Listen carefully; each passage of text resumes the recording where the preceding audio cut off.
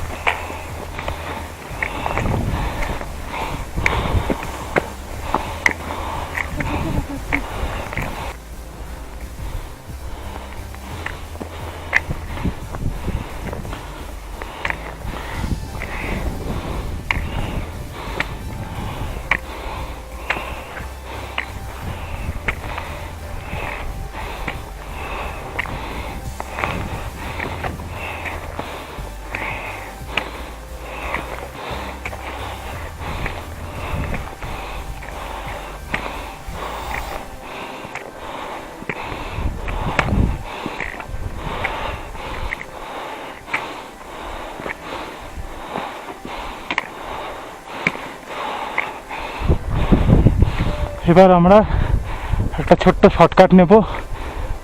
একটু কষ্ট বেশি হবে শর্টকাটে, কিন্তু রাস্তা অনেকটা কমবে, সেই আশাতেই শর্টকাটটা নিচ্ছি। চলুন দেখা যাক কেমন হয়। আপনারা হয়তো প্রথমবার, আমারও প্রথমবার তো বটেই। চলুন দেখে দেখে আস্তে আস্তে।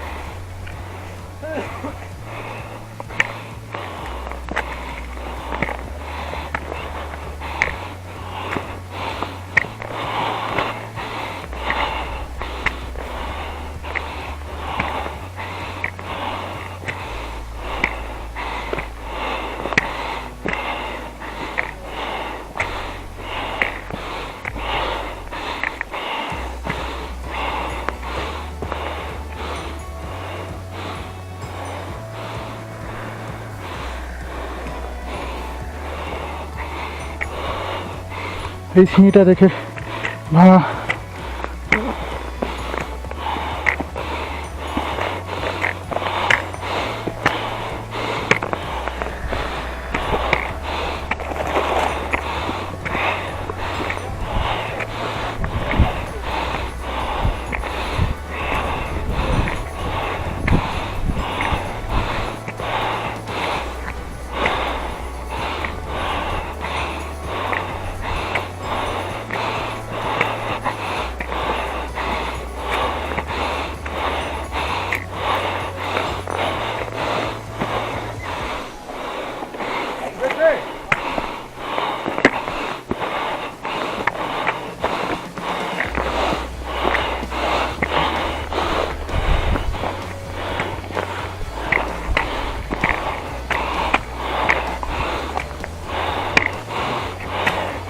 আমি এখানে একটু রেস্ট নিয়ে নিচ্ছি।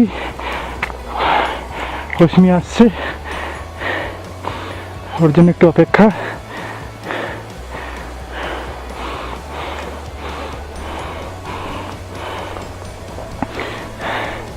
সবারই খুব প্রবলেম হচ্ছে, কারণ এটাই আমাদের প্রথমবার। তাও আমরা যাব। এসো, আস্তে আস্তে এসো।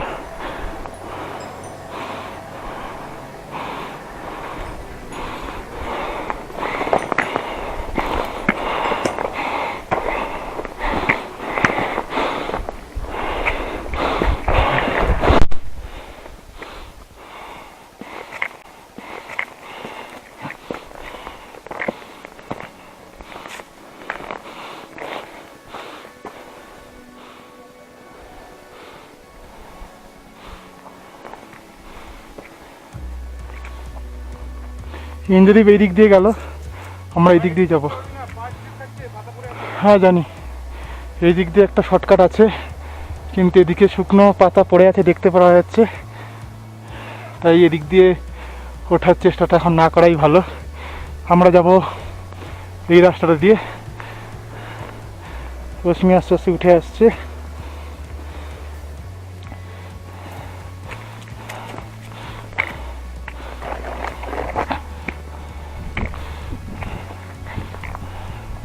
ঠান্ডায় ব্যাটারি খুব তাড়াতাড়ি শেষ হচ্ছে, তাই জানি না কতটা রাস্তা আপনাদেরকে দেখাতে পারবো। চেষ্টা করছি যতক্ষণ পারা যায় ততক্ষণ করতে।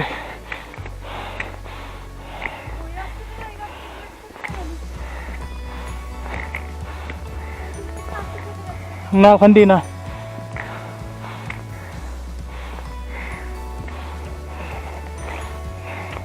ওইদিকে ইন্দ্রকে দেখা যাচ্ছে উঠছে, নিচে অশ্মি আর প্রণয় গাছের আড়ালে।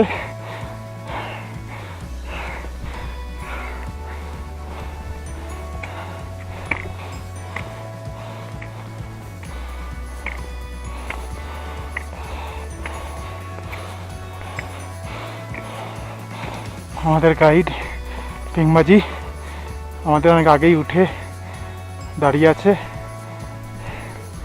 সামনে একটা মাইল ফলক দেখতে পাচ্ছি, আশা করা যায় আমরা 1 কিলোমিটার চলে এসেছি।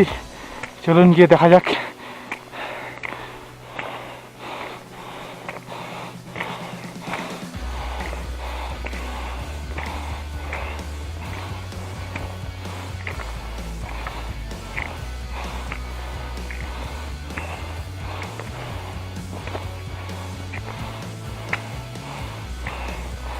সান্দাকফু আর 2 কিলোমিটার,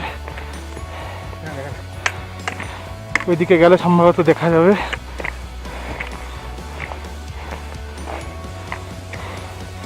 সান্দাকফু 2, ফালুট 23, কালকে ফালুট যাব।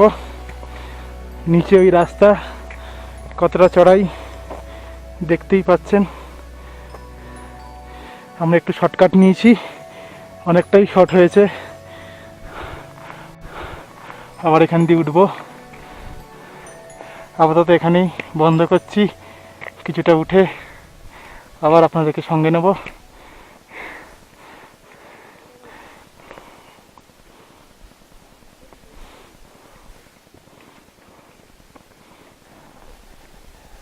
শর্টকাট পেরিয়ে আমরা এলাম একটা বিশাল ভ্যালি মতন জায়গায়।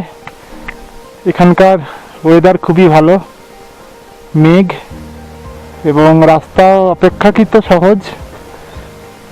আমাদের ইন্দ্রদা মোবাইলে, প্রণয়দার দেখা এখনো নেই, আর সামনে অশ্মি হেঁটে যাচ্ছে।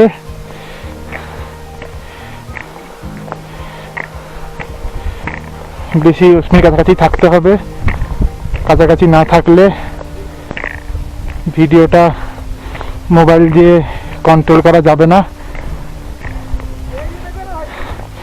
এই দৃশ্যটা আপনাদেরকে দেখানোর জন্যই আমার এত কষ্ট করেও ক্যামেরাটা মাউন্ট করা। আমাদের পাশে একটা টিম আছে, তারা একটু উপরে উঠে ভিউ খোঁজার চেষ্টা করছে। আমার সামনে অশ্মি উঠছে, অশ্মি হয়তো মোবাইলে নিজেকে দেখতেও পাচ্ছে।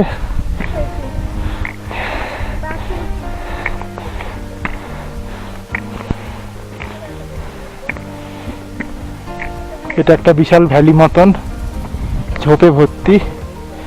শীতকাল, তাই সবুজের দেখা প্রায় নেই বললেই চলে। আমরা একটু ওপরের দিকে গিয়ে তারপর নিচে আপনাদেরকে পুরো ভিউটা দেখাবো।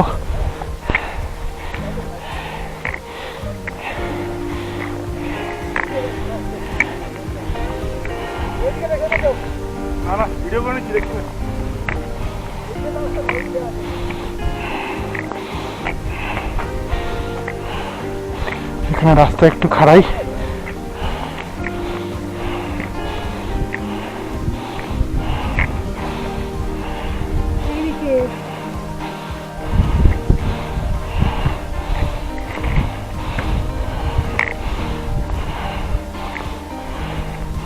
এখান থেকে আবার বোল্ডারের রাস্তা শুরু।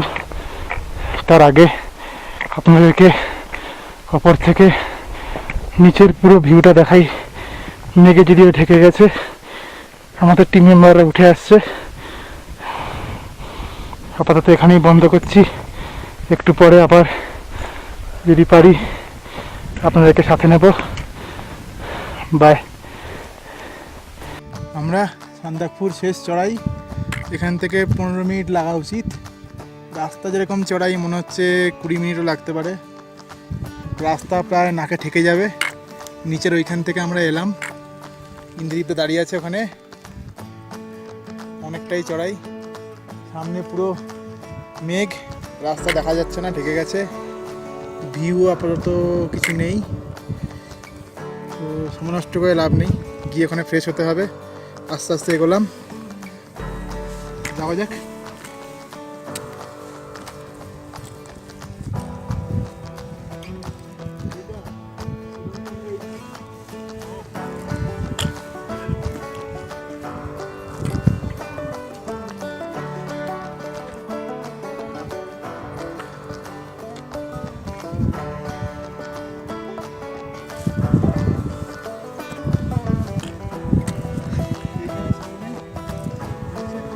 জমে আছে, বোঝা যাচ্ছে আজ রাত্রে হয়তো বরফ পড়তে পারে।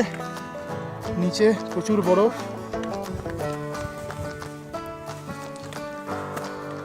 দেখা যাচ্ছে প্রচুর বরফ নিচে ভূত জমে আছে। উপরে আশা করা যায় আরও বেশি বরফ পাবো।